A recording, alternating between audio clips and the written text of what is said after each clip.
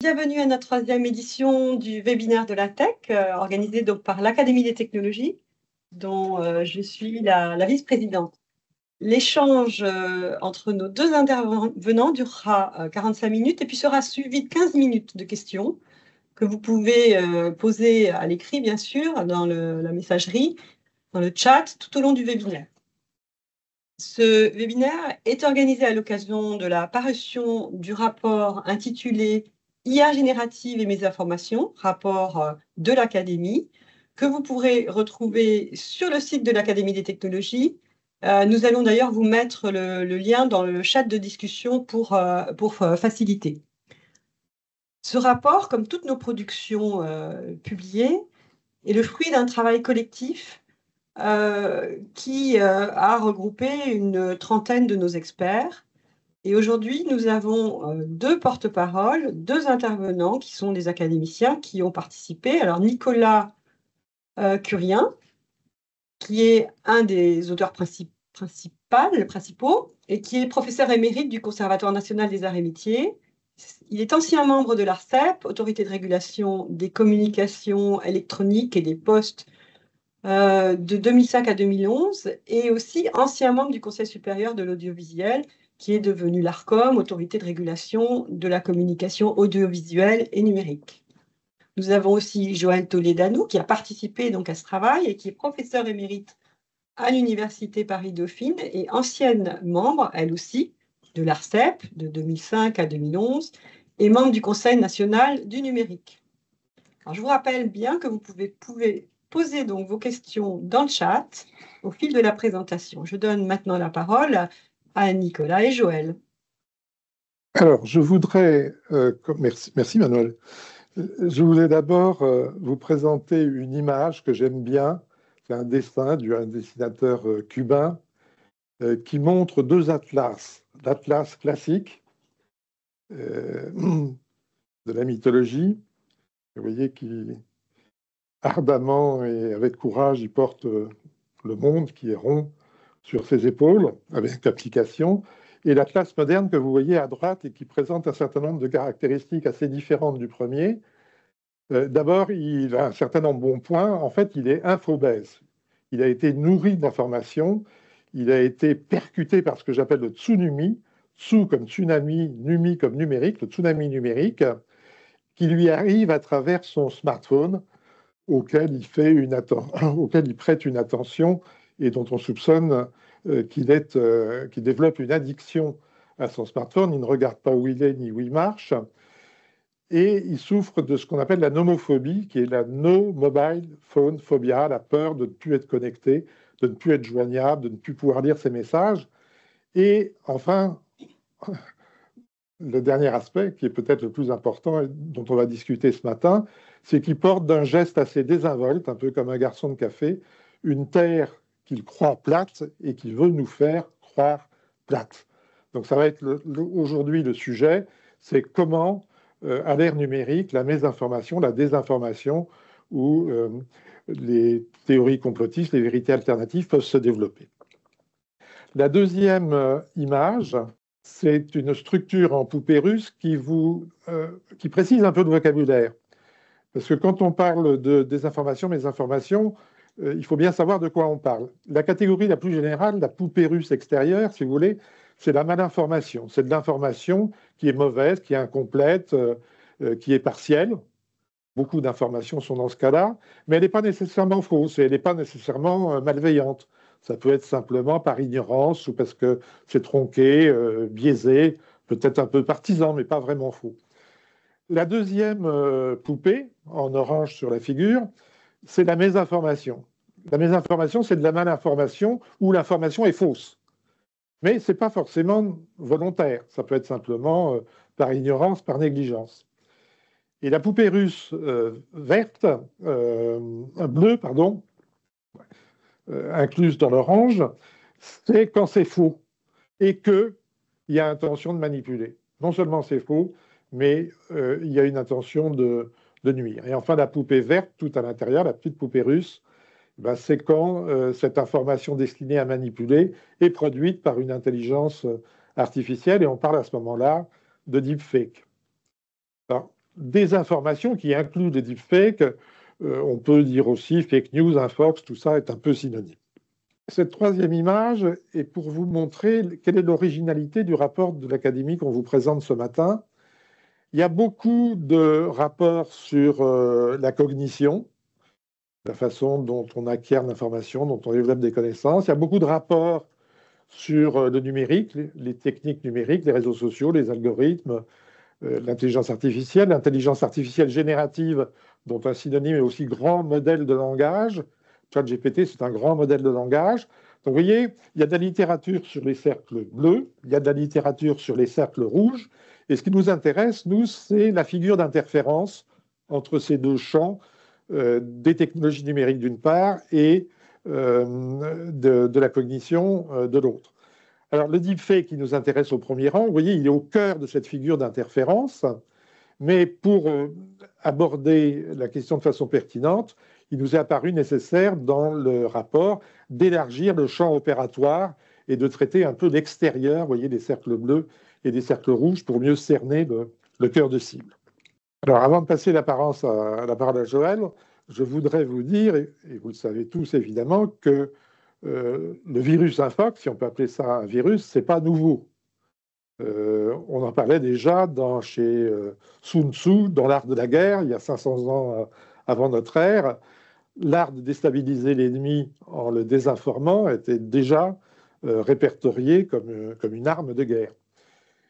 Plus récemment, certains d'entre vous connaissent certainement l'anecdote d'Orson Welles qui, en 1938, sur la radio américaine CBS, a remplacé un flash d'information par un récit, une lecture en fait d'un passage de La guerre des mondes de George Herbert Wells, qui raconte une invasion extraterrestre. Bon, donc ça, c'était un canular de bonne aloi. C'était, bon, allez, de la mésinformation gentille. La désinformation, c'est le lendemain, quand la presse américaine a dit « Oh là là, mais ce canular, c'est pas du tout un canular, ça a provoqué des suicides en masse, des exodes de la population américaine, etc. » Donc c'est ça, c'est le lendemain que la presse, voulant nuire à la radio, qui était un média concurrent naissant, a organisé une campagne de désinformation en racontant qu'il s'était passé des choses qui ne s'étaient pas passées. Bon, donc ça ne date pas d'hier. Évidemment, le progrès technique, le numérique, l'IA ont augmenté l'ampleur de ces phénomènes. Et un aspect important, c'est que finalement, les plateformes ou les réseaux sociaux font un assez bon accueil à la diffusion du fake pour une raison évidente, c'est que ça favorise leur modèle économique. Leur modèle économique repose sur la pub repose sur la captation de l'attention des internautes. Or, souvent, très souvent, le faux, c'est plus attractif, ça séduit davantage que la triste banalité du vrai. Alors on pourrait dire, bah oui, mais peut-être que le vrai pourrait quand même dominer. Si c'était comme un marché, la marchandise de bonne qualité devrait éliminer la marchandise de mauvaise qualité. Ben non, ça ne marche pas comme ça, parce qu'il y a une loi empirique qui s'appelle le bullshit asymmetry principle, l'asymétrie en fait de la crotte de Bic, qui fait que c'est beaucoup plus coûteux en temps, en énergie, de produire un message qui rétablit le vrai une fois que le message faux a été diffusé. C'est beaucoup plus long, c'est 10 fois, alors la loi dit c'est d'un ordre de grandeur supérieur, donc c'est 10 fois plus coûteux, et donc le vrai a beaucoup de mal à lutter contre le faux. Alors, pour lutter contre ça, évidemment, on dit bah, il faut développer le sens critique, il faut pratiquer la distanciation cognitive. Oui, mais à bon escient, parce que si vous le faites trop et que vous vous mettez à douter de tout, bah, il n'y a plus de vérité du tout. La notion même de vérité comme chose absolue disparaît totalement. La vérité devient complètement relative. Chacun a sa vérité et même chacun pourrait choisir sa vérité. Donc, sens critique, oui, mais ne pas douter quand même du théorème de Pythagore. Bon. Donc, je vais passer la parole à Joël qui va nous parler de l'impact du numérique sur la mésinformation et de l'impact de la mésinformation sur les comportements des citoyens. Oui, bonjour, merci Nicolas. Alors, effectivement, on va commencer par l'impact du numérique sur la mésinformation avant d'arriver à l'IA, parce que c'est important de placer le cadre. Nicolas vous l'a expliqué, comment la mésinformation se propage sur Internet et sur les réseaux. Et finalement, le vrai étant plus sexy que le faux, la viralité est plus importante et se fabrique ce dont on parle, qui sont des chambres d'écho, des endroits où vous entendez les mêmes choses que celles que vous aimez bien entendre, ce qu'on appelle aussi parfois des bulles de filtre. Bref, ce monde un peu particulier qui est celui dont on entend souvent parler sur Internet. Mais au fond, ce qui est plus compliqué, c'est quoi les conséquences de ce monde pas très vrai, quoi, ou en tout cas où la mésinformation trouve une certaine place. Alors, évidemment, inutile, vous l'imaginez bien, il y a une production scientifique extrêmement importante sur le sujet. Il y a des milliers d'articles qui viennent finalement de toutes les disciplines, parce que ce sujet interpelle et intéresse tout le monde. Et puis, les journalistes, évidemment, s'en occupent avec le fameux sujet des fake news. Les politiques reprennent. Bref, c'est un sujet où, au fond, j'ai envie de dire, tout le monde a son avis. Alors, qu'est-ce que nous dit effectivement la production scientifique? Qu'est-ce que nous disent les travaux qui ont été menés sur le sujet? Il y a un large consensus, au fond, sur les conséquences politiques et sociales. La diffusion de fausses nouvelles, de nouvelles dont on ne sait plus bien d'ailleurs si elles sont fausses ou si elles sont vraies, c'est globalement délétère pour la confiance dans les institutions, dans les médias et donc dans la démocratie. Je devrais dire dans les médias et encore plus sur les médias sociaux, c'est ce que nous prouve l'ensemble des sondages. Et on en est à une situation d'ailleurs assez paradoxale qu'on va souvent rencontrer sur ces sujets-là, où on est assez largement convaincu, enfin 75% des Français pensent qu'ils sont capables de repérer les fake news, mais ils pensent aussi que 2 tiers de nos concitoyens, eux, ne sont pas capables de trouver l'erreur. Bref, autant donc il y a un consensus sur les conséquences, sur la méfiance de cette désinformation, autant l'analyse des conséquences de cette mésinformation sur nos comportements, au fond, comment on est influencé par tel ou tel message qu'on a éventuellement pris plaisir à transférer alors qu'il n'était peut-être pas complètement juste, qu'est-ce que ça fait dans le réel? Et là, on se retrouve au fond avec des travaux qui sont pour certains très alarmistes, qui nous disent au fond, à force d'être mésinformés, on finit par être convaincu de ce qu'on lit. Et c'est vrai que de temps en temps, on a des preuves de ça. Et puis d'autres nous disent, non, attendez, l'évaluation des conséquences directes sur la mésinformation, c'est beaucoup plus compliqué que ça. C'est pas parce qu'ils sont naïfs ou parce qu'ils rêvent d'un meilleur monde, c'est tout simplement parce que, on le verra tout à l'heure d'ailleurs dans nos propositions, on a vraiment de gros problèmes en matière d'information disponible.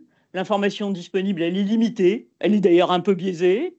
Et en plus, à partir de cette information et des travaux qui sont faits, les interprétations qu'on peut en déduire ne sont pas absolument évidentes. Alors, une fois qu'on a dit ça, effectivement, il y a 3 constats importants qu'il faut bien avoir en tête. La première, et ça, absolument beaucoup de gens tout le monde est d'accord, au fond, la relation directe entre une exposition à la désinformation en ligne et le fait qu'il y a un changement d'attitude et de comportement est assez mal connue et il y a vraiment un besoin de poursuivre les études, on y reviendra. Deuxièmement, la désinformation, ça s'intègre dans un ensemble beaucoup plus vaste de manipulation des contenus qui mettent en jeu, et on en verra des exemples tout à l'heure, les médias traditionnels hors ligne, les acteurs politiques et évidemment les réseaux sociaux. Mais on a eu des exemples. Il y a par exemple une étude américaine très poussée qui a montré, de façon apparemment indiscutable, que cette conviction qu'ont beaucoup d'Américains que les élections ont été faussées, elle a d'abord été poussée par Donald Trump lui-même, pour ne pas le citer, puis par Fox News et un merveilleux relais via les réseaux sociaux. Vous avez peut-être beaucoup entendu parler, j'en suis sûr, des punaises de lit. Les punaises de lit est apparu derrière qu'au fond, il n'y en avait pas plus au moment où les médias en ont parlé, qu'il y en a toujours et il continue à y avoir un petit peu, mais qu'en fait, ça avait été superbement bien relayé par, effectivement, l'ensemble des médias et des réseaux sociaux, bien sûr. Alors, dans tout ça, qu'est-ce qu'on peut dire sur l'impact de l'IA même par rapport à cet ensemble global de conséquences? Un point d'abord, évidemment, quand on regarde l'IA générative en particulier, c'est susceptible évidemment de donner un coup d'accélérateur à la désinformation. Pourquoi? Tout simplement parce que c'est plus facile de faire des belles choses, d'avoir des images, d'avoir des textes, c'est moins coûteux, c'est plus rapide et c'est avec un coût extraordinairement limité, donc ça pourrait se multiplier. Est-ce que c'est le cas aujourd'hui? Fondamentalement, on se rend compte. On a entendu parler du pape qui devait porter une doudoune Balenciaga, Taylor Swift dans des images porno. Très vite, on s'est rendu compte que c'était faux, donc cette désinformation, elle n'a pas pris. A contrario, vous avez peut-être en tête plus récemment ce qui est arrivé à une dame qui était censée avoir des relations sentimentales avec Brad Pitt, ou alors le ministre italien, je crois, hier ou avant-hier, qui a eu des gros problèmes. Et il y a eu des escroqueries, non pas totalement avec de l'IA, mais qui mélangeait l'IA à toute une série d'autres façons de monter ces escroqueries.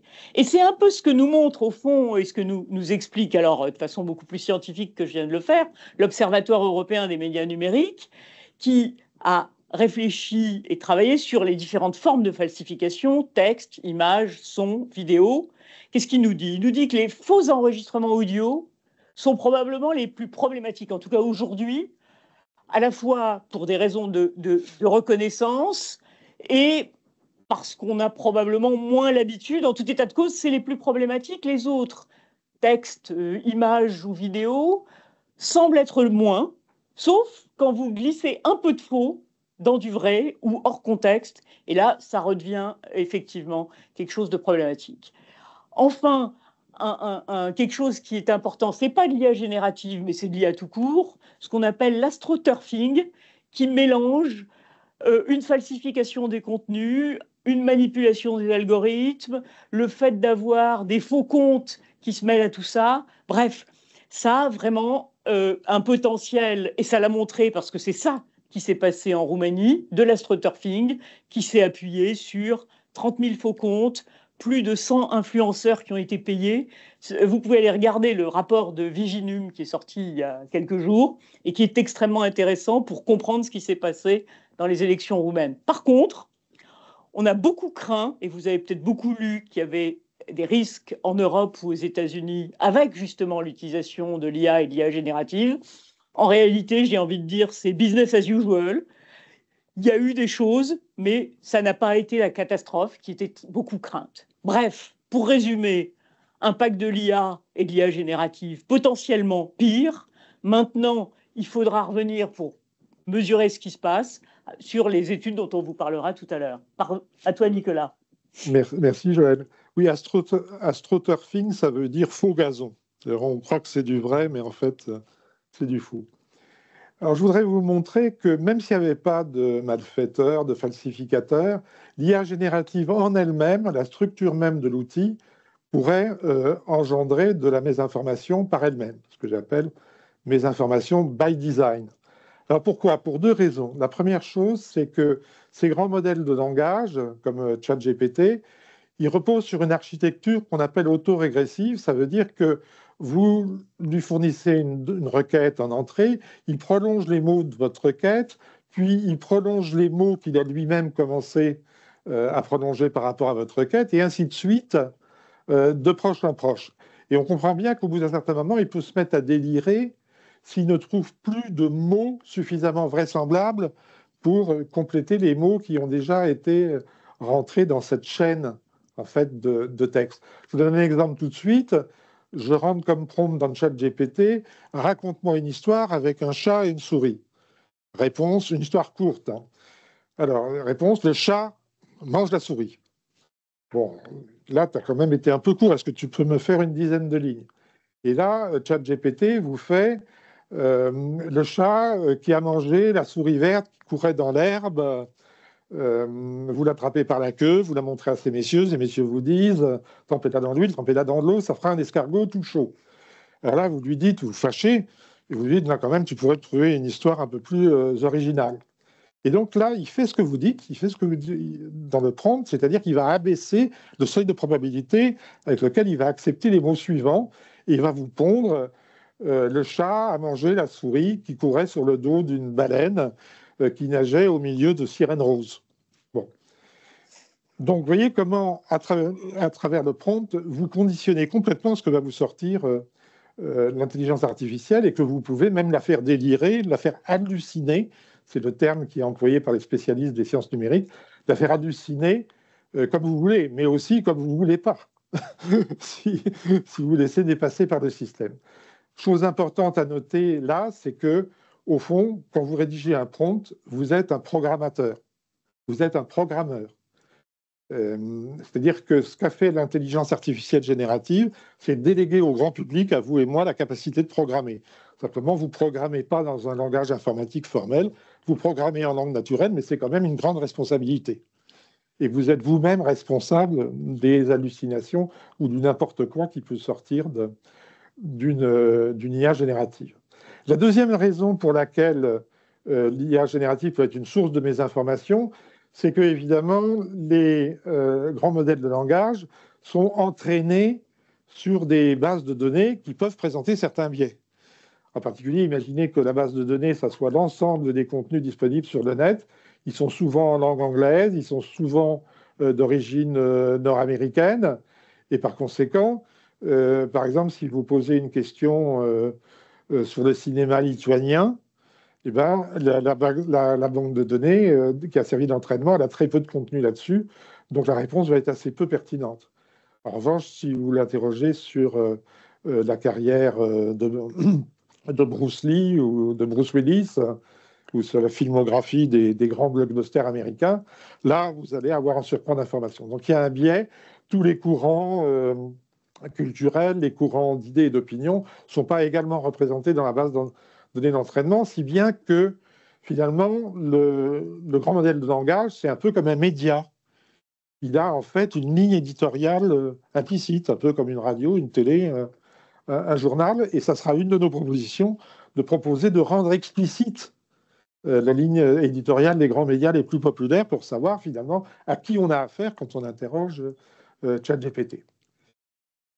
Bon, je vais repasser la parole à Joël, parce que évidemment, quand l'IA est mise dans de mauvaises mains, ça peut produire des dégâts, mais heureusement, ces dégâts peuvent être en partie réparés en mobilisant une IA qui n'est pas générative et que dans le rapport, on a appelé IA curative, non pas des applications médicales de l'IA, mais simplement le fait que l'IA peut aider à prévenir certains maux de l'ère numérique, de cette fameuse Infox dont on parle depuis une demi-heure. Merci Nicolas. Alors arrivons à l'IA curative. D'abord, je vais vous commencer par un bel exemple où l'IA générative pourrait nous servir la lutte contre le complotisme. Il commence à y avoir un certain nombre de travaux sur le fait d'utiliser ces interfaces d'intelligence artificielle générative que Nicolas vient de vous présenter, en les nourrissant finalement autour des questions complotistes, avec des éléments permettant de répondre, permettant d'argumenter autour de ça. Et il y a eu un article récent dans Nature, je crois, qui montrait que ça permettait, grâce à ça, d'avoir 20% de taux d'adhésion aux thèses complotistes. Alors 20%, c'est pas beaucoup, mais c'est énorme, parce qu'on sait à quel point, ceux d'entre nous qui ont eu l'occasion de discuter, à quel point c'est difficile d'argumenter. Mais là, la machine a un atout extraordinaire par rapport à nous, c'est qu'elle ne s'énerve pas et qu'elle continue à répondre sans problème à toutes les objections. Bref, voilà pour un exemple formidable, je crois, d'IA curative. Maintenant, si on généralise un petit peu, au fond, on a vu comment ça pouvait falsifier, désinformer, mais globalement, quels sont les problèmes qu'on a? La question, c'est d'avoir des outils, éventuellement, et c'est ce que va permettre l'IA, ces outils devraient pouvoir servir contre différents types de problèmes. Un premier type de problème, j'en ai rapidement parlé tout à l'heure avec la Roumanie, c'est de débusquer les faux comptes et en particulier quand ils sont coordonnés dans leur action sur les réseaux sociaux. Il y a des outils qui permettent de le faire, et ça va effectivement faire partie de cette IA curative, et c'est extrêmement important. Autre type de choses, le fait de détecter des contenus artificiels sur tous les types de supports, photos, vidéos, sons, textes. Et là encore, on a vu à quel point ça pouvait être important de le faire. Et enfin, troisième sujet qu'on n'a pas encore beaucoup évoqué, le fact-checking, le fait que les journalistes, au fond, d'une part, puissent éventuellement débusquer des informations fausses, voire même qu'ils, dans leur travail pour faire leurs propres articles, soient capables de faire le tri entre les informations vraies et les informations fausses qu'ils vont trouver eux-mêmes pour nourrir leurs articles. Donc, le développement de ces outils, il est fondamental. Il est aujourd'hui essentiellement poussé par des ONG, des programmes européens. Il y a notamment le programme Vera AI, qui est un projet de recherche et de développement qui associe de nombreux acteurs européens. En France, AFP en particulier, l'AFP y participe, et vous avez quelque chose qui se plug sur votre navigateur et qui permet de vérifier les contenus du web. Il y a de l'ordre de 90 000 internautes dans le monde qui utilisent cet outil qui a été développé effectivement dans ce programme et avec l'aide de l'AFP. Plus récemment, la semaine dernière, c'était en début de semaine, le temps passe trop vite, on a pu voir que Viginum et le PEREN, le pôle d'expertise de régulation numérique français, ont proposé des outils en open source, toujours dans cet objectif d'aider à débusquer les fausses informations. Alors, un peu comme je le disais tout à l'heure, selon le cas, la vidéo, le son, les photos, tout ça, il y a des progrès qui sont plus ou moins importants, embryonnaires encore, parfois malheureusement parcellaires. Alors pourquoi ?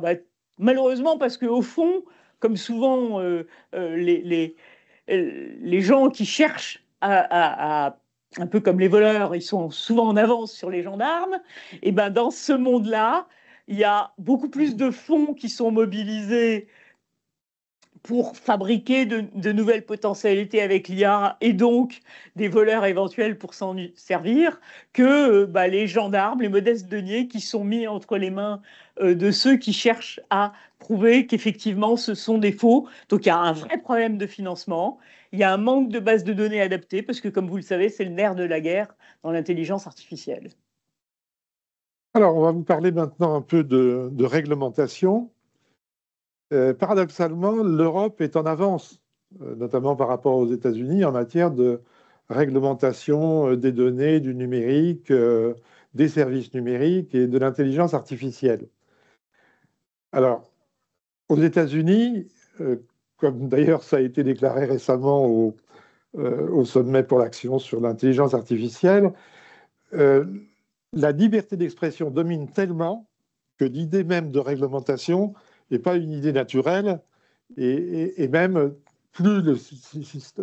moins le système est réglementé aux États-Unis et mieux c'est perçu. Alors il y a des pays qui sont plus en avance que nous, comme la Chine, mais ceux-là ne sont pas très démocratiques.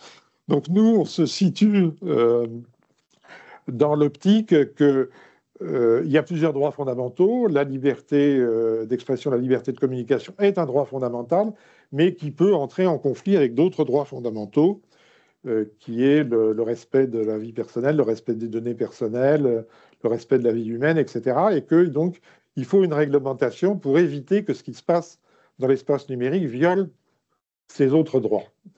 Ce qui suppose donc un certain nombre de dérogations à la liberté complète de développement des outils numériques. Alors, la France a été particulièrement en avance en 2018 avec sa loi contre la Fox, qui déjà faisait des recommandations aux grandes plateformes et aux réseaux sociaux dans la manière de modérer les contenus circulant sur leur support, mais qui n'était pas astreint de contraintes strictes ni de système de sanctions, ce qui en rendait l'efficacité modeste. La plupart de ce qu'il y avait dans la loi de 2018 a été repris dans le règlement sur les services numériques, le Digital Services Act, qui, lui, impose aux plateformes de mener des analyses de risque concernant la diffusion du fake sur leur réseau et à mettre en œuvre des actions diligentes pour limiter ces risques ou pour contrecarrer des déviances. Le service Viginum, spécialisé, comme vient de le rappeler Joël, dans les ingérences numériques étrangères, et qui s'intéresse évidemment non seulement à ce qui se passe en France, mais aussi des exemples à l'étranger, notamment de cas roumains que tu as évoqués. Donc ça, c'est une création relativement récente, de 2021, et nous recommandons dans le rapport de renforcer les moyens de Viginum, parce que, évidemment, les attaques venant de l'étranger sont particulièrement critiques. Alors, plus récemment que le règlement sur les services numériques, est paru l'été dernier un règlement sur l'intelligence artificielle spécifiquement, qui cette fois s'adresse aux grands concepteurs de grands modèles de langage ou aussi aux plateformes et aux réseaux qui utilisent ces outils d'intelligence artificielle. Et c'est un dispositif assez complet, assez complexe aussi, puisqu'il impose des contraintes étagées selon le risque que présente l'outil d'intelligence artificielle en question. Il faut d'abord voir si une IA est à haut risque, à moyen risque, à petit risque, et ensuite les contraintes qui s'y appliquent sont mesurées, proportionnées en fait à ce risque. Donc on peut se demander, il faudra voir à l'usage ce cadre à la fois du DSA et du règlement sur l'IA, effectivement beau sur le papier, bien charpenté, bien construit, mais complexe, doit faire ses preuves, et avec la difficulté que dans le monde nord-américain, ces règles risquent d'être contournées, même si l'administration Trump a dit qu'au début, même si sur Meta ou si sur X, on abandonnait les programmes de modération de contenu, on veillerait à ce que dans l'espace numérique européen, la réglementation européenne ne soit pas violée. Alors évidemment, on peut s'interroger sur la stabilité et la pérennité à long terme d'un tel système. En tout cas, on est bien outillé. Alors, on en vient aux propositions.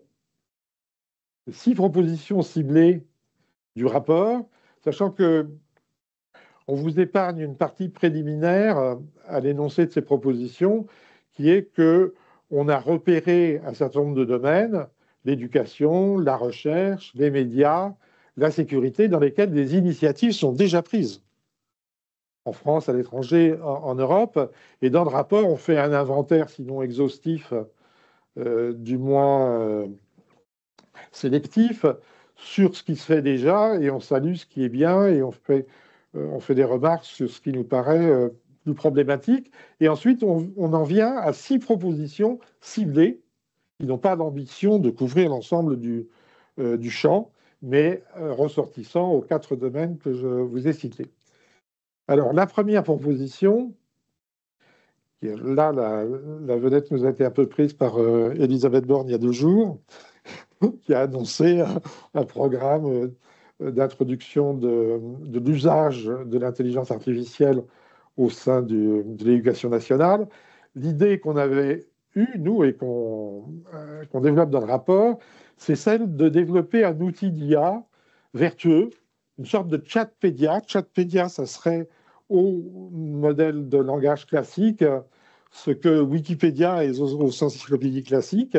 Il y a quelque chose de construit par les acteurs eux-mêmes, en l'occurrence les élèves et les profs, dans une coproduction et dans une co-amélioration, parce que les outils d'IA, par nature, sont des outils qui s'améliorent, qui se perfectionnent avec l'usage. Bon, je vous donne un exemple très concret. On prendrait une classe de seconde, on séparerait les élèves en 2-3 groupes, on ferait réfléchir chaque groupe sur un sujet particulier, on autoriserait l'utilisation de cet outil d'intelligence artificielle, et puis ensuite on réunirait les groupes pour qu'ils partagent leurs expériences. Toi, comment tu as fait, comment tu as posé les questions, quel prompt tu as eu, quelle réponse tu as eu, comment tu as reposé une question pour avoir ce que tu voulais, de façon à ce qu'il puisse y avoir un partage sur ce que les uns et les autres ont tiré de l'usage de de l'outil et aussi commence à les aider à construire une dissertation sur le sujet posé. Alors là, à mon avis, il y a une idée importante, c'est que l'IA générative, bien sûr, c'est une IA, c'est une intelligence artificielle, mais c'est une intelligence artificielle collective, puisqu'elle repose, ce qu'elle sait, l'IA, c'est l'ensemble de ce qu'il y a dans son corpus d'entraînement, qui est éminemment collectif. Donc elle sait ce que les gens disent du monde. Bon. Et donc interroger un outil qui a une connaissance collective, d'une façon aussi collective et coopérative, prof, élève, etc., en interaction, me paraît être un bon usage. L'idée qu'utiliser une IA générative étant soi-même en situation d'interaction est certainement quelque chose d'assez précieux pour l'apprentissage et donc pour l'éducation. Alors, la deuxième proposition, et là, malheureusement, le ministre de l'économie et du numérique ne nous l'a pas encore piqué, c'est créer un socle statistique qui permette d'opérer un suivi des activités numériques, notamment sur les réseaux sociaux, ainsi que sur des pratiques hors ligne que ces activités sont susceptibles d'influencer.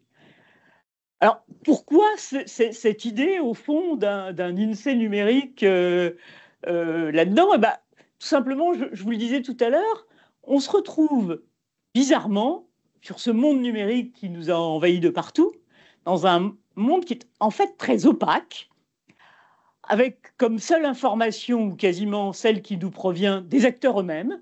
Et on commence à voir avec le DSA comment chacun ordonne ses informations comme il a envie. C'est bien, mais pour comparer, c'est difficile. Comment les algorithmes changent et qui continuent à être opaques. Bref, on se retrouve avec d'un côté de l'opacité, de l'autre une non-connaissance de ce qui se passe effectivement du côté des utilisateurs et différentes catégories des utilisateurs. Il y a par exemple un des phénomènes que les études nous montrent, c'est qu'il y a ce qu'on appelle des super spreaders. Vous savez, on en avait beaucoup parlé avec le Covid, mais il semblerait bien que dans la désinformation, on se retrouve avec des acteurs qui diffusent énormément et une autre partie qui, en réalité, ne joue qu'un rôle extrêmement mineur. Et selon les pays, selon les études entre la France et les États-Unis, ce n'est pas les mêmes catégories socio-professionnelles, ce n'est pas le même âge, ce n'est pas le même type de rattachement politique. Bref, on a une information sur ce qui se passe sur Internet qui est en réalité très limitée. Et en plus, la question de savoir entre ce qui s'est passé et ce à quoi ça conduit dans les comportements, c'est encore autre chose. Et on a tendance à dire que si on l'a fait comme ça sur Internet, du coup, si on a vu beaucoup de textes contre les vaccins, on ne va pas aller se faire vacciner. Ce n'est pas, semble-t-il, toujours évident, et ça dépend en plus des sujets. Bref, on a une information limitée, et elle nous provient, quand vous regardez les études qui existent, très majoritairement de Facebook et de Twitter, mais il y a rarement de l'information sur ce qui se passe sur TikTok ou sur ce qui se passe sur LinkedIn, parce qu'en réalité, c'est un peu comme quand on va regarder sous le lampadaire, les chercheurs ils prennent l'information là où c'est quand même le moins difficile, et c'est déjà très difficile de l'obtenir. Bref, on a besoin, par rapport à tous ces sujets qui sont fondamentaux, de mieux les comprendre, d'où cette proposition de mettre en place, ça pourrait être des panels, comme on en a sur d'autres sujets, et il nous a semblé qu'un partenariat entre l'INSEE et l'INRIA serait la bonne solution technocratique, mais au fond, la question, c'est de trouver cette information et de pouvoir travailler dessus et avoir des résultats plus pertinents qu'aujourd'hui. Alors, troisième proposition, ciblée sur l'information scientifique et technique. Souvent, les médias traditionnels, d'ailleurs, presse, radio, télévision, comme les médias numériques, ont du mal à trouver de l'information fiable en matière de sciences et de technologie. Et comme sciences et technologie, c'est justement un registre à propos duquel se développent beaucoup d'informations fausses, c'est urgent de pouvoir rétablir une qualité certaine de ce type d'information sur les médias. Donc l'idée, là, ça serait non pas de créer un organisme bidule, mais de créer simplement un comité qui pourrait être placé sous l'égide du régulateur de la communication audiovisuelle et en ligne, et qui associerait les réservoirs d'experts que constituent notamment les grandes académies nationales, comme notre Académie des technologies, mais aussi évidemment l'Académie des sciences, l'Académie de médecine. Donc des experts provenant des différentes académies pourraient être sollicités par les médias sur des sujets sensibles liant technologie et société. Donc ça, c'est quelque chose qui pourrait être mis en place. Ça dépend en fait de la bonne volonté des académies, de l'implication aussi des médias, et notamment des médias de service public, c'est un enjeu démocratique majeur à une heure où, en fait, la population doute de la science, doute de la technologie, et on a besoin de fiabiliser les informations sur ces registres. Alors, la quatrième proposition, créer un observatoire de la politique artificielle. Nicolas vous en a déjà assez largement donné les principaux éléments. Au fond, les modèles de langage ont une ligne éditoriale et qui vont dépendre des données d'entraînement et comme des données d'apprentissage et des modalités de fine-tuning, comme on dit en franglais. Et donc, l'idée, c'est effectivement, avec cet observatoire, de tester régulièrement et de rendre publiques ces lignes éditoriales. Alors, sans rentrer dans les détails, on peut penser à la fois à des sujets qui touchent à tous les sujets habituellement sensibles comme le genre, la religion, l'appartenance ethnique ou alors les débats politiques. Fondamentalement, voilà cette quatrième proposition. Et Nicolas, à toi pour la cinquième. Cinquième proposition, en fait, elle vise à compléter des dispositions qui sont déjà incluses dans le DSA, dans le règlement sur les services numériques. L'idée serait d'ajouter une obligation pour les très grandes plateformes d'afficher un score d'artificialité de leurs contenus les plus viraux, les plus diffusés.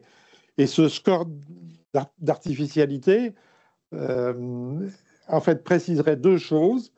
La probabilité que les contenus en question aient été soient artificiels, c'est-à-dire aient été engendrés par un grand modèle de langage, et d'autre part, la vraisemblance avec laquelle ils ont été diffusés de façon massive et automatique par des comptes non humains, des chatbots non humains et coordonnés et reliés entre eux avec une attitude coordonnée. Bon, donc ça, c'est une disposition qui est tout à fait réaliste et qui pourrait, dans un premier temps, être inclus dans un guide des bonnes pratiques qui accompagne le DSA, puis à terme inclus dans le DSA. Alors après les ministres, voilà qu'on s'adresse au Parlement sur une proposition qui est franchement pas très compliquée, je pense, à être adoptée, c'est de compléter le Code de la défense pour qu'il y ait effectivement un régime de sanctions qui s'applique aux opérations de désinformation. Paradoxalement, aujourd'hui, quand effectivement quelqu'un donne de fausses informations à nos autorités civiles et militaires, il est passible de sanctions, mais ce n'est pas le cas en matière de désinformation numérique. Donc c'est ça qu'il s'agit de compléter et c'est assez simple, on comprend bien le sens de la proposition. Qui s'adresse effectivement aux législateurs. Alors on voudrait finir sur une petite note optimiste. C'est qu'au fond, à l'Académie, on est très préoccupé par un développement numérique durable. C'est vraiment un des axes forts de notre pôle numérique. Et le développement numérique durable, c'est bien sûr d'un côté ce à quoi tout le monde pense, c'est-à-dire veiller à modérer la consommation énergétique des outils numériques et singulièrement d'intelligence artificielle, leur empreinte carbone aussi. Mais c'est aussi ce dont on a parlé ce matin, c'est-à-dire assainir l'espace numérique partagé entre tous les internautes que nous sommes, créer un espace numérique qui soit respirable, viable, en luttant contre la pollution informationnelle et aux atteintes à la connaissance. Bon. L'innovation ne doit pas se faire au prix d'une dégradation de l'espace numérique. On est tous responsables de notre environnement numérique et surtout l'idée du développement durable, c'est bien aussi la qualité de l'espace numérique des générations futures. Et puis alors une dernière phrase, ma voisine va sourire parce qu'elle va dire que je suis un bisounours total. Mais c'est pas interdit de rêver un monde bisounours.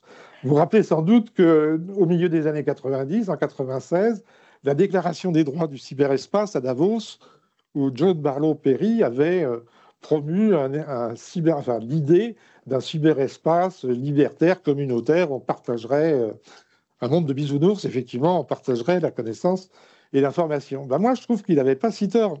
Bien sûr, cette vision initiale a été un peu pervertie par la logique commerciale des plateformes et des réseaux sociaux, mais on peut peut-être encore rêver de ce que j'appelle une connexion solidaire, et où les gens sont ensemble pour construire et pour partager, plutôt que l'individualisme connecté auquel on assiste actuellement, et qui consiste pour chacun, en fait, à s'accrocher à son modèle économique, à s'accrocher à ses intérêts personnels de l'ère pré-numérique, et de ne pas pleinement profiter du numérique sous le sceau du partage. Alors bien sûr, c'est une vision, c'est une utopie. Oui, rêver, ça fait du bien. Mais rêver, ça fait du bien, oui. Et agir pour que nos rêves passent un peu dans la réalité, ça serait pas mal non plus. Bien, merci sur ces mots semi-philosophiques de conclusion. Après un passage par les réglementations qui peut peut-être paraître un peu plus aride, il va être temps maintenant. D'abord, je vous remercie.